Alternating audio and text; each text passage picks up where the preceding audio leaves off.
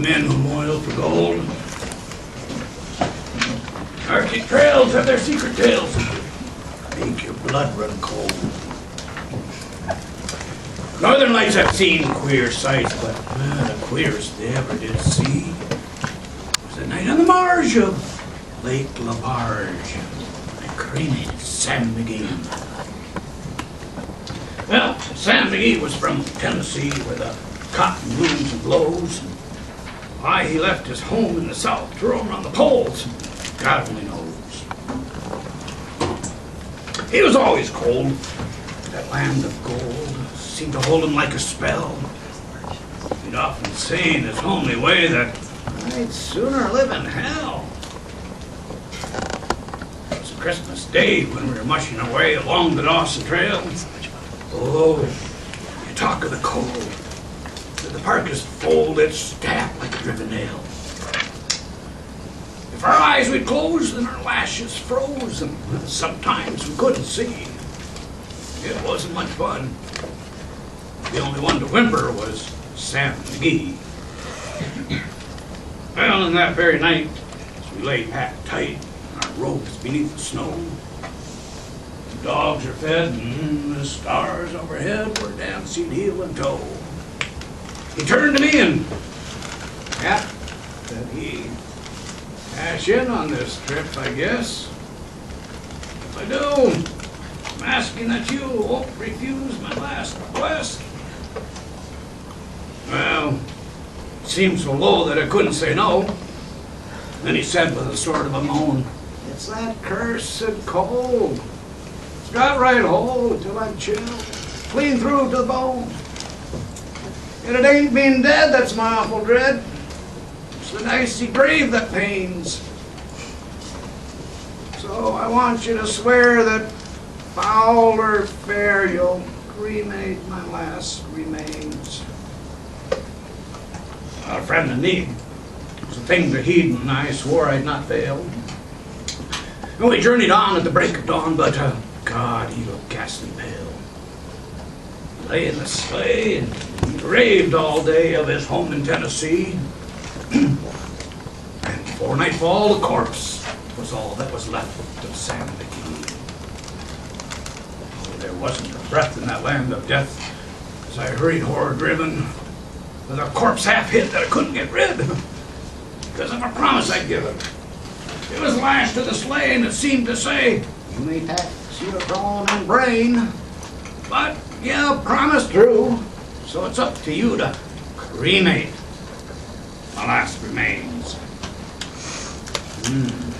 Well, promise made is a debt unpaid. The trail has its own stern code. In the days to come, my lips were dumb. In my heart, how I cursed that load. In a long, long night by the one firelight, while the huskies round in a ring howled out their woes to the homeless snows. Oh God, how I loathed that thing. Every day that quiet clay seemed to heavier and heavier grow. But on I went. The dogs are spent. The grub was getting low. The trail was bad, and I felt half mad, but I swore I'd not give in. I often sing to that hateful thing. Hearken the grin. Well, then I came to the marge of Lake Labarge. Derelict there lay. It was jammed in the ice. I saw on a trace it was called the Alice May. I looked at it, and I thought of it. And I looked at my frozen chum. Here, said I, with a sudden cries, my crematorium. Some planks I tore from the cabin floor, and I lit the boiler fire. Some coal I found that was lying around, and I heaped that fuel higher. Oh, the furnace roared, and the flame just soared. Such a sight you seldom see. So I buried a hole in the glowing coal, and I stuffed in Sam McGee. But I made a hike. I didn't like to hear 'em sizzle so. Huskies howled and the heavens scowled and the wind began to blow. Oh, it was icy cold. Hot sweat rolled down my cheeks. I don't know why. The greasy smoke and an inky cloak went streaking to the sky. I do not know how long in the cold I wrestled with grisly fear. The stars came out and they danced about before then I ventured near. Oh, I was sick with dread. I bravely said, just take a peek inside. I guess he's cooked. So it's time I looked. So the door I opened wide. There's that Sam, looking cool and calm, in the heart of that furnace roar. He wore a smile, you could see a mile, and he said, please close that door. It's fine in here, but I greatly fear you're gonna let in the cold and the storm. Since I left Plum Tree down in Tennessee, this is the first time I've been warm. There are strange things done in the midnight sun by the men who boil for gold. The Arctic trails have their secret tales that would make your blood run cold. Northern lights have seen queer sights, but the queerest they ever did see was that night on the marge of Lake LaBarge. I cremated Sam McGee. I heard it gets kind of cold up here in northern Minnesota. I heard that sometimes it gets down to minus 20 degrees. I heard that a couple of years ago in a little town over there called Embarrass, it got down to minus 63 degrees. That's darn cold. But you know, you go up into the Yukon, it gets even colder than that. Sometimes it gets down to minus 86 degrees. That's cold. And when it gets that cold, the diesel fuel in your trucks turn into jello. And the truck doesn't work. The tires will freeze solid. You walk out in the woods and bang, bang, bang. You hear there's popping because the sap from the pine trees will freeze and then expand. That's cold. You go down to Antarctica, sometimes it gets down to minus 100 degrees below zero. That's cold. Well, if you get the temperature down to minus 108 degrees, then carbon dioxide gas will turn into a solid. We'll call it dry ice. So cold that if you put your hand on it, you get a burn. Mercury. I got some mercury here.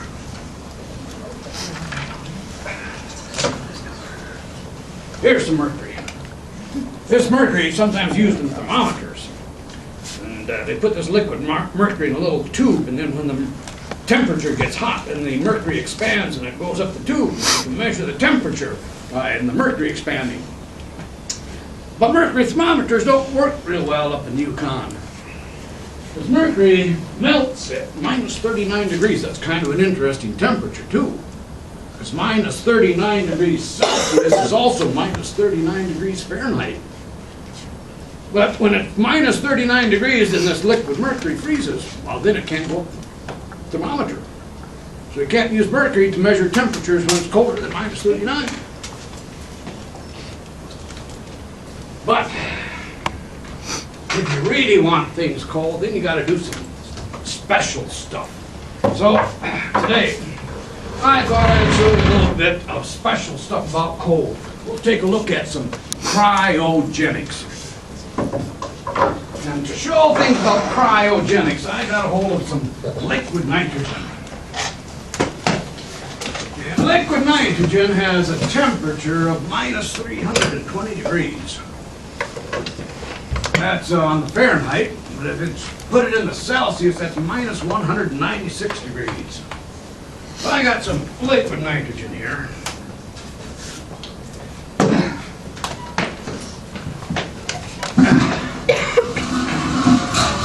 Oh, I need a slave. You look like a good slave.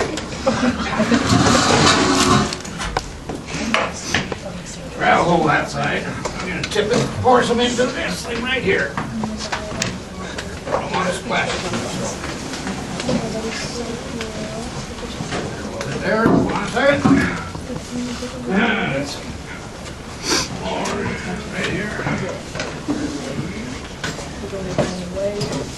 Oh, feet up off the floor. Feet up off the floor. I'm scared.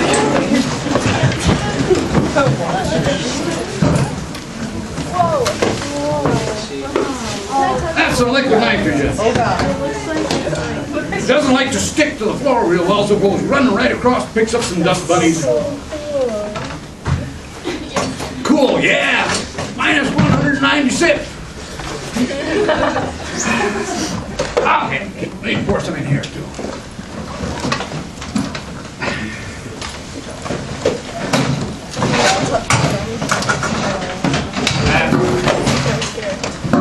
Make a good slave.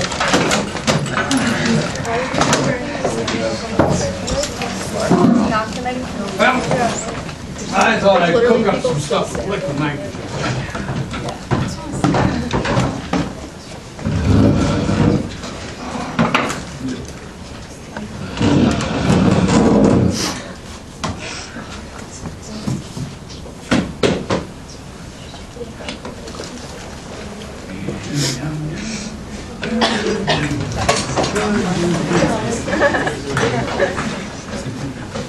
I got here today, walking down the hallways, and ran into this gal right there.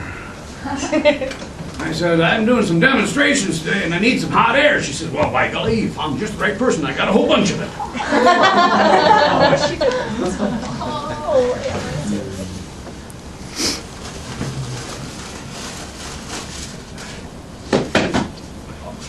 I was up walking in the Yukon one day with my friend Billy. William, sometimes I call him. Billy Shakespeare and I were wandering along, saw one of these on the ground. Billy looked down at it and he picked it up and he said, huh, to be or not to be?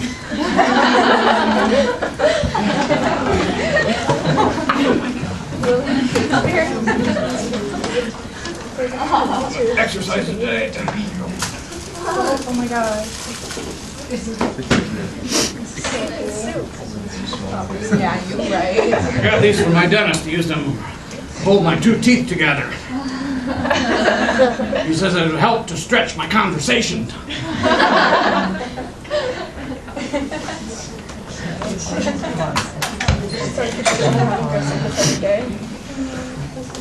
Oh.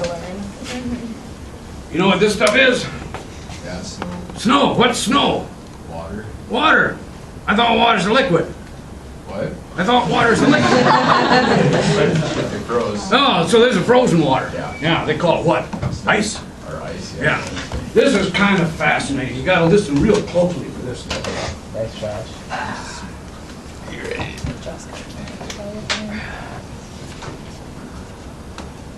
Got some liquid nitrogen here, and I'll pour some liquid nitrogen in with the ice.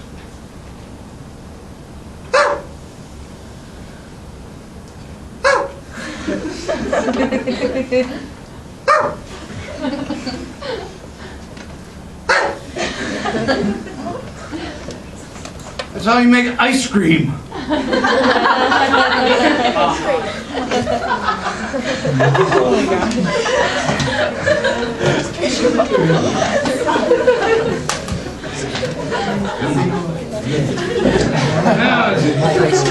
Ice cream. Ice cream.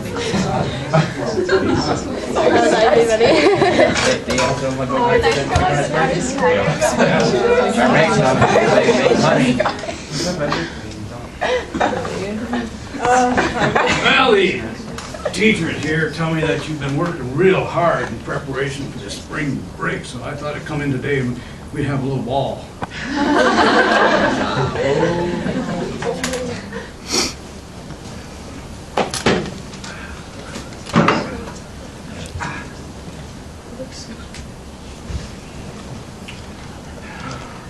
You know what this is? I knew you'd never figure it out, I better tell you. This is a binary compound. Binary compound. So, B-A,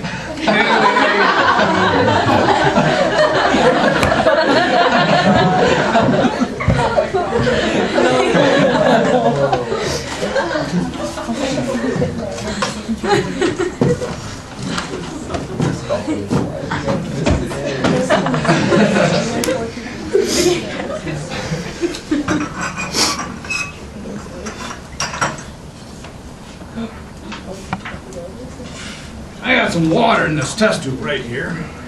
I'm going to put in some liquid nitrogen with that water.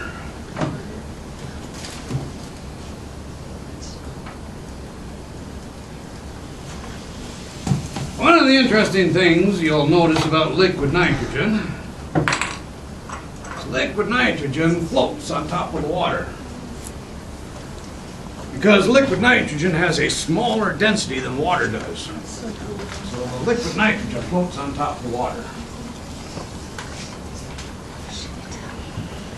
That's kind of one of the things about water. It's kind of an unusual type material. Now, you might think that this is smoke coming out of here, but that's not smoke. Air has a whole bunch of stuff in it. It's got some nitrogen, got some oxygen. It's also got a little bit of water vapor. But when water vapor gets cold, it changes into a liquid.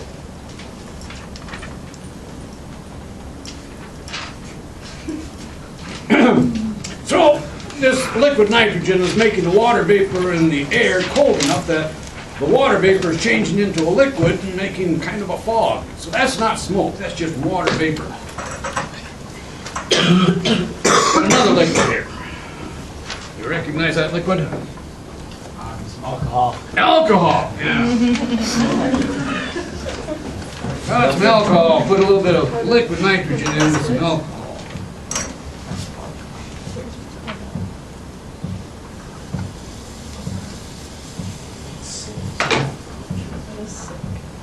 Now you see a lot more of that fog. Well, alcohol evaporates easier than water does. So there's a lot of alcohol vapor inside of that test tube. Of course, when that alcohol vapor gets cooled down by the liquid nitrogen, then it takes and causes that alcohol vapor to form that fog. So that's an alcohol fog. But you can also see that liquid nitrogen is less dense than the alcohol is. And of course, how's this stuff feel? Hold it. Kind of heavy? Yeah. This liquid mercury is real dense. It's about 13 times more dense than water is. If I take and put some liquid mercury into the test tube with some liquid nitrogen with the mercury, of course, just like we expected, liquid nitrogen floats on top of liquid mercury. But water has a density of about 1 gram per milliliter when it's liquid. But if you change it into a vapor, now its density is 0.8 grams per liter. Nitrogen has density of 0.8 grams per milliliter when it's liquid, but when you change it into a vapor, it's 1.2 grams per liter. So water vapor is less dense than the liquid, or than the nitrogen vapor. Well, of course you probably knew that. Clouds are made out of water vapor. Where are the clouds? Up in the sky, not down near the ground. Because they float on top of the nitrogen vapor. So there's some interesting comparisons between nitrogen and water. Well, let's see, what do we got in here?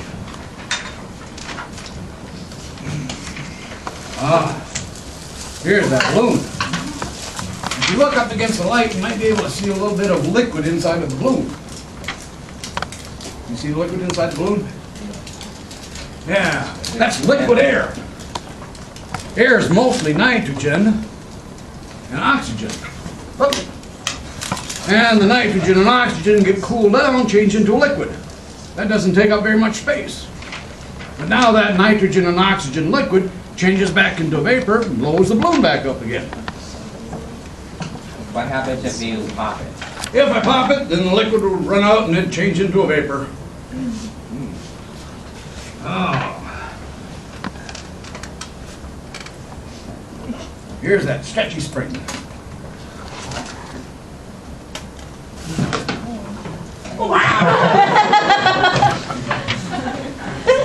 Oh, here's that stretchy tubing. All of that's wrong. Sure, you can pick it up. Oh, good catch.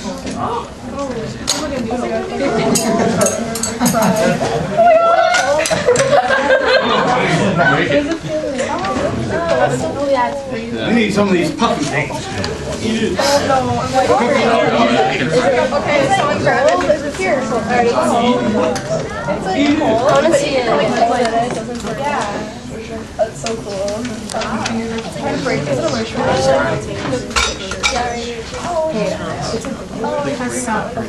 That's so cool. Yeah, it's minus 196. Pretty cool. Okay.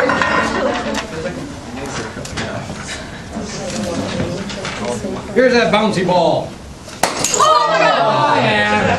Oh my god, it's just, that was not cool. It doesn't bounce. I can't even.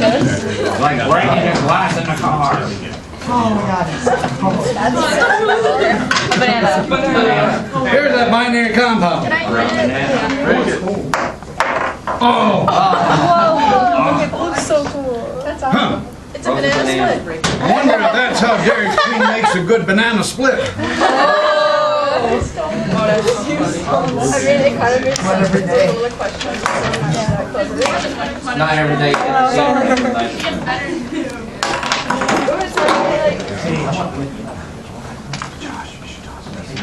It's not cool anymore. Really? Let's see. Here's that marshmallow thing.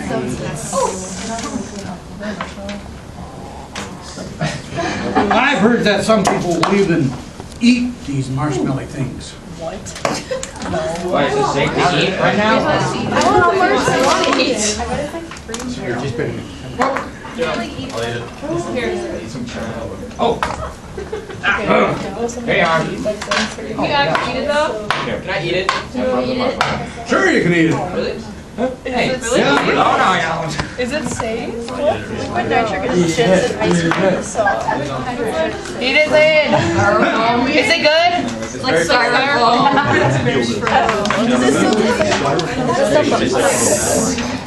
I would eat it because I'm part science.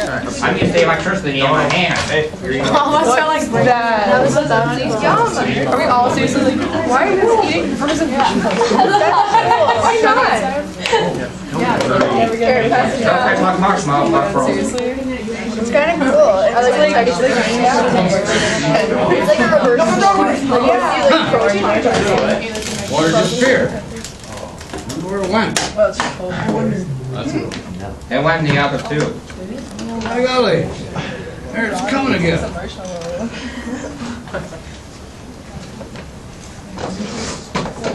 Huh.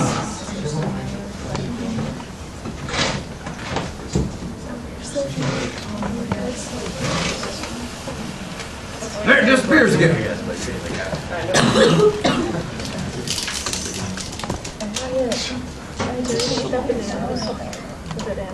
Well, there it comes again.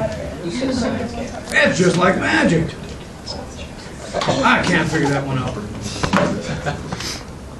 Now let's see here. Oh, speed up off the floor. That's so. Oh, I want to step on it. One of the interesting comparisons between nitrogen and water. Water is a polar molecule. Because it's polar, it tends to stick to other things. However, nitrogen is non-polar. It doesn't like to stick to other things. So when I pour the liquid nitrogen on the floor, it just kind of sticks to itself, runs across like BBs. Now, let's see, what else we got here?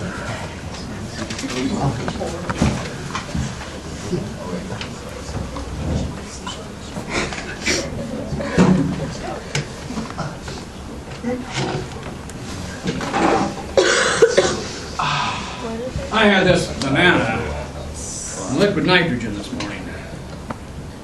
Banana is a living material. And living materials are made up of cells.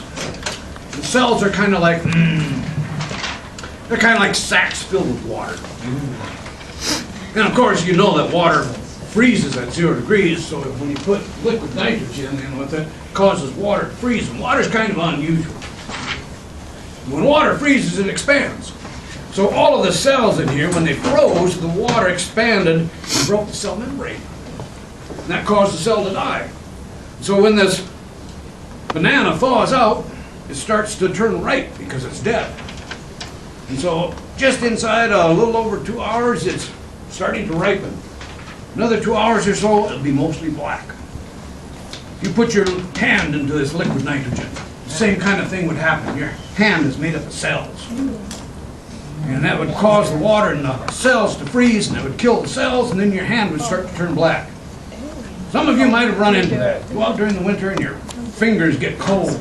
When they get too cold, you get frostbite. When you get frostbite, then your fingers will turn black.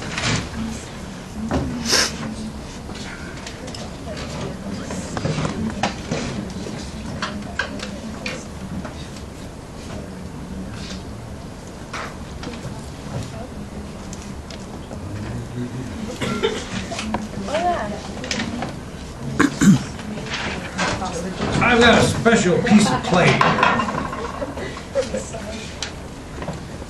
The clay is made into a disc, squeezed with a lot of pressure, squeezed together.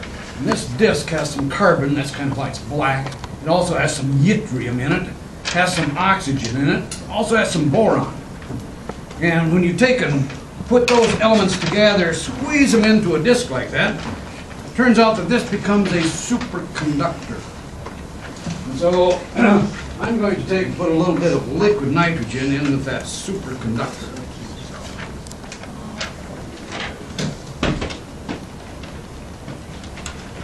Now, that superconductor is at room temperature, so it's warming up the liquid nitrogen, so the liquid nitrogen is boiling right now because it's changing from a liquid into a vapor.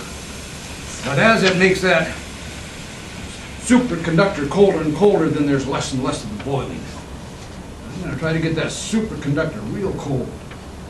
Try to get it down to minus 196 Celsius.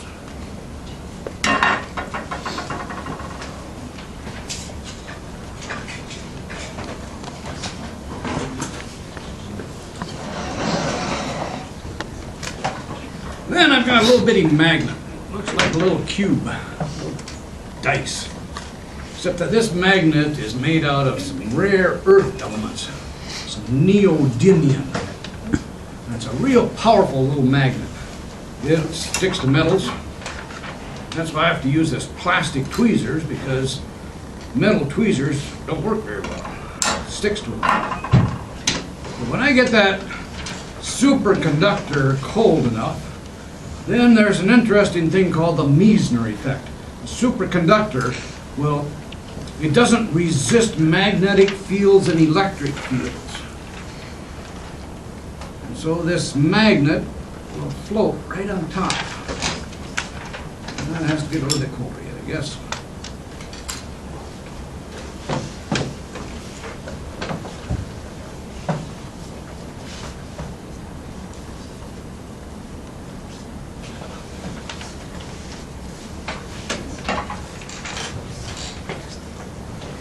And if you can't see way back there, you can come up a little bit closer.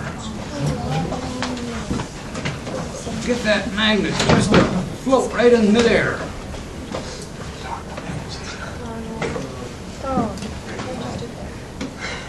And one of the interesting ways that they are looking at using that is, instead of putting wheels on trains, they'd use this superconducting idea, and the trains would literally float right on top of the track.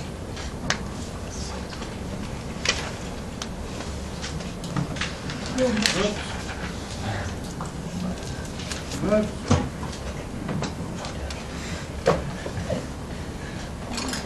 that's superconducting. Well, what do we do with liquid nitrogen besides play with it and make things cool? If you get a wart on your finger, you might go to the doctor, and the doctor might take a little drop of liquid nitrogen and put on that wart. Because that liquid nitrogen will kill the cells that make up the wart, and then the wart disappears. It hurts. I know it. Or sometimes you might have some kind of a thing on your skin and your doctor doesn't know what it is, and so they'll take a scalpel and take a little plug of your skin. And then you take that plug of skin and you put it in some liquid nitrogen, freeze it nice and solid. Because then when it's nice and solid, now you can slice that tissue real thin and look at it underneath a microscope. And some of you might go into the medical technology field and become a histologist, and that's the kind of thing that you might do. Or some of you might do some welding. And when you weld, you get a piece of metal real hot. But when metal gets real hot, it likes to react with oxygen. It forms kind of a rust coating. And that doesn't make that weld very strong. So when you need to have the weld real strong, now when you're welding, you surround it with a whole bunch of liquid nitrogen, because that pushes the oxygen out of the way. And as a result, then you don't get that coating of rust. One of the other ways that they use liquid nitrogen is another area of cryogenics. And that's where we take and freeze a body. And then some people say, well, I've got this nasty disease and I'm going to die, so I'm going to get my body frozen. And that way, when they figure out a cure for that disease, they'll thaw me out and fix me up. Now, I don't know if it's true or not, but I heard that Walt Disney had his body frozen. And he's just waiting until they can thaw him out and fix him up a little bit better. I heard the same thing might even be true of Ted Williams. I don't know. But that's one of the other areas of cryogenics. So, cryogenics. Tell you things that are really cool. Now, are there any questions that anybody has? Yeah. What about Hard liquor. Oh my goodness. I'm glad you asked. Oh, this was some alcohol, wasn't it? Yeah. Ah. What if I get alcohol really cold? Then it'll change into a solid, right? And when you change alcohol into a solid, guess what you have? hard liquor? Hard liquor.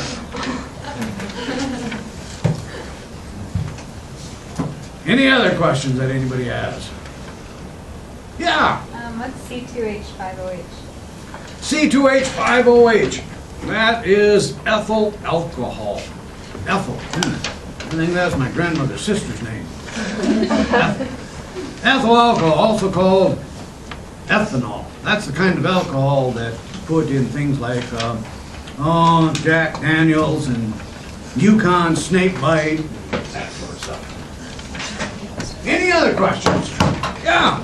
Do you know how much liquid nitrogen would be the cost of it? Oh, liquid nitrogen is pretty cheap because we just take a whole bunch of air and we squeeze the air down until it gets squeezed so much that it turns into a liquid. So liquid nitrogen is probably about the same cost as Coca-Cola. What's different is it's very difficult to keep nitrogen a liquid.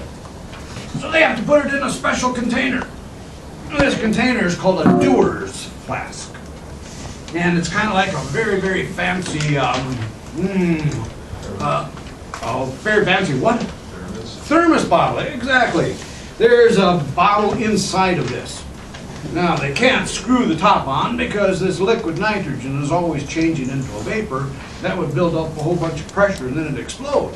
So the tops are always real easy to come off. But this material, this Dewar's, has to keep that liquid nitrogen at minus 320 degrees. And that's difficult to do. So that's the expensive part of liquid nitrogen. Any other questions? Yeah. You need like a permit or anything to buy it? Well, kind of. They're particular of who they sell it to, but they know me, and so they sell it to me. But the hospital uses liquid nitrogen quite a bit. A lot of times when you go into the hospital, you might have to, the doctor might have to give you some oxygen. And so they want to have a whole bunch of oxygen on hand. How do you keep oxygen? Well, there's a whole bunch of it in the air, but if you could store it as a liquid, that would mean you could store a lot of oxygen in a small spot. So they use liquid nitrogen to change oxygen into liquid. So they got a container of oxygen, and that's surrounded by liquid nitrogen. So that's how they keep the oxygen. Any other questions? Yeah. What happens on those flowers? Oh, do the flowers. Oh my goodness. Their eyes.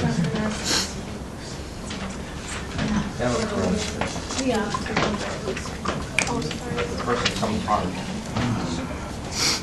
Smell the flower. Does it smell pretty good? It's a flower. Touch the flower. Feel like a flower? There we go.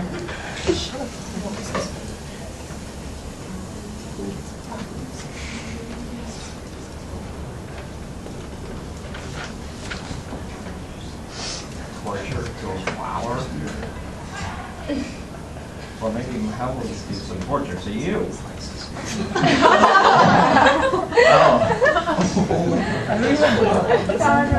Because if we find a disease on you, like you said, we have to freeze you up. Now, smell the flower. Oh, look what you did to the flower. Do it again. What do I do with you? Huh? Haley, do it. Thanks. You're a bad influence, you know that? Of course, a flower is a living material, so it's made up of cells, and so the liquid nitrogen froze the flower. That froze all the water in the cells. Who's next? Any other questions? Yeah. Hey, How does it affect the leaves? break it. No, keep it like that. Anna. Oh my gosh, please. Anna just volunteered. Hey, what are you doing? I think they die. Oh yeah, just kidding. Yeah, I think you might need to show this to your dad. Yeah. Let me just go buy some liquid nitrogen. Can keep it on liquid nitrogen. I want a piece of it. He'll be totally impressed. I know